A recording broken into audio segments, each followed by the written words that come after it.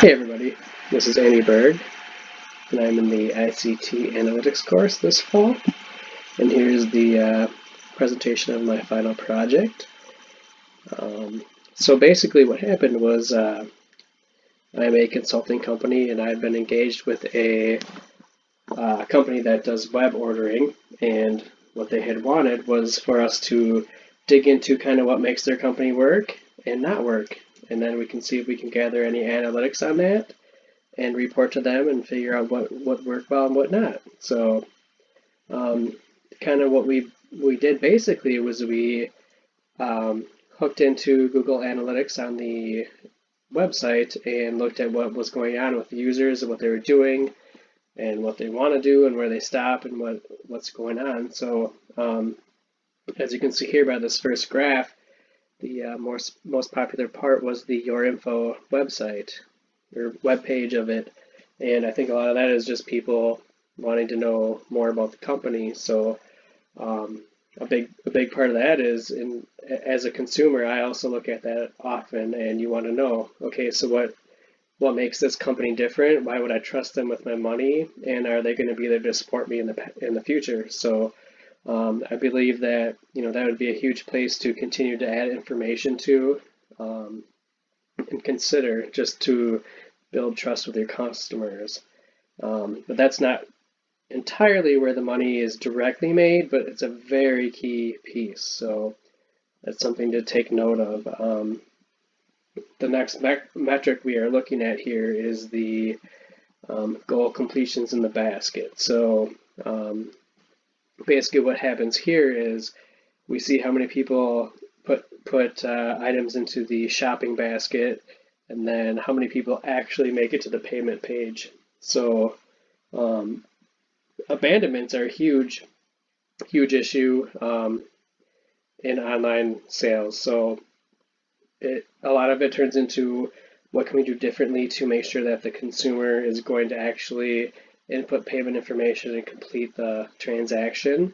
It could be that they have somehow found the same item for cheaper on another page. Maybe they are getting free shipping somewhere. But as you can see here, it's a pretty even graph, so it's not a huge concern for this client's website, for your website. As we dig in deeper here, this is where we're talking more about the completions versus the abandonment rates. But now I think the biggest part in our analysis of your website was the products. So as you can see here, we've got a top 10 products list, and you've got some really great selling products, and they are making your company money. And I believe that that's something to take note of in terms of marketing in the future, because you can count on these products to do well for your company, and they're going to be a continuous hit. However, a huge concern we had was the amount of merchandise that aren't doing too much. So here we are at more of your merchandise that's doing well, but we did find that there was a ton of merchandise that hasn't even been sold, and stocking it doesn't make sense in your warehouse.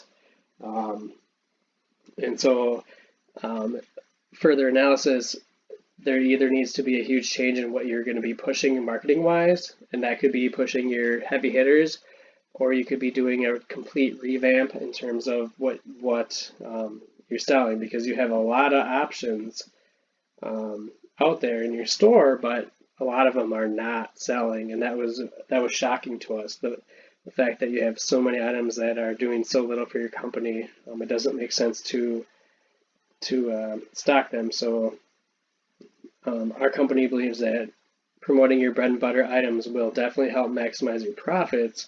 But we definitely feel that there are things that you could be doing to push the products that are possibly known by others, or it might also be wise to purge the items that aren't being sold. So that's our initial analysis of your company, and we can definitely reevaluate this through our Google Analytics in the future. But that's what we have so far today. So I appreciate you guys hiring us to take a look at your company, and we look forward to doing business with you in the future. Thank you.